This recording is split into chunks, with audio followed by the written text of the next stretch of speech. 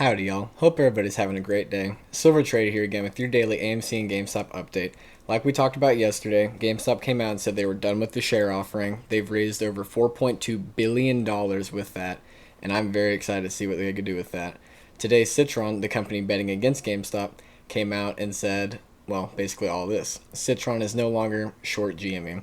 It's not because we believe in a turnaround for the company fundamentals will ever happen, but with $5 billion in the bank, they will have enough runway to appease their cult-like shareholders. Despite Wedbush setting an $11 price target today, we respect the market's irrationality. After all, Dogecoin remains a $20 billion entity. While the increased share count might temper the mob mentally, Citron will be watching from the sideline for now. By the way, the Kitty livestream was still an insult to the capital markets. This blows me away that a bank came out and said this. I mean, they have PR teams that are supposed to make them sound like adults. And if this is what their PR teams, I mean, this is ridiculous. I mean, people go to college to learn about this shit, and this is what they come up with. Who the cares if Wedbush says it's an $11 price target? We've never listened to anybody's price target about GameStop or AMC, and their opinion is just as, important as ours, and they're the ones that get bailed out every year. We don't ever get bailed out, so I'll stick to my own strategies. Thank you. Dogecoin, none of their damn business. And the Kitty livestream was an insult to the capital markets. They are an insult to the capital market. Every bank that does all this schemy crap, I mean, those can cheat every way they can. Insult to the capital market. They're the insult. Ridiculous. GameStop had not the greatest day. We were hoping for a better day. Maybe it's because Russia shut down their stock market. I don't really think that had a huge impact, but probably tied into why GameStop went down. Jim Cramer also joined the GameStop side. Look at this. Jim Cramer, GameStop 1. Bears are going to retreat as Ryan Cohen turns stock into a Chewy 2.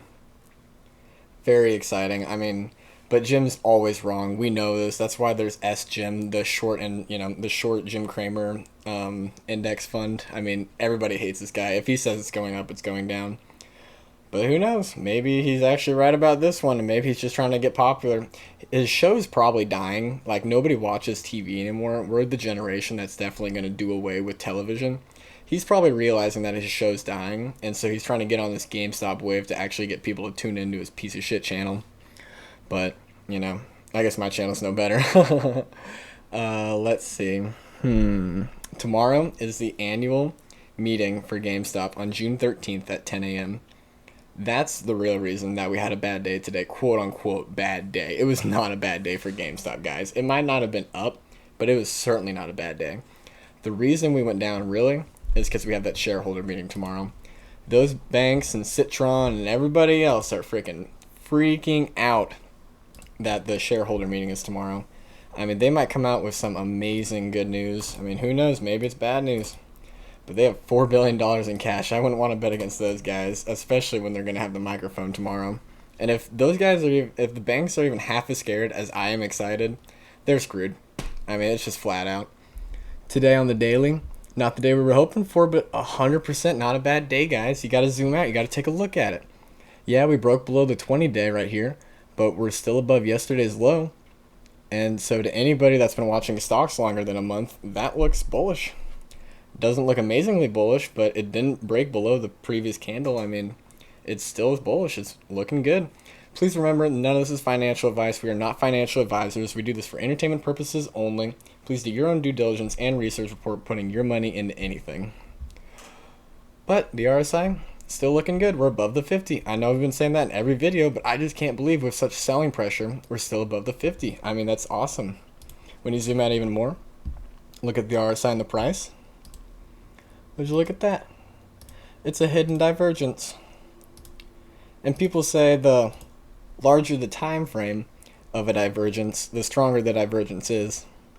And so that is very exciting. Divergence is a very strong tool to have in your back pocket with trading.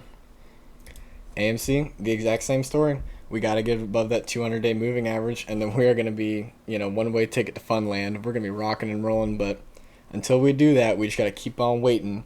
But the stock is slowly moving towards that 200. I mean, it's looking strong. It's looking like it wants to break through it. But we'll have to see. We'll just have to see how everything goes down. GameStop's annual meeting tomorrow might have some amazing news.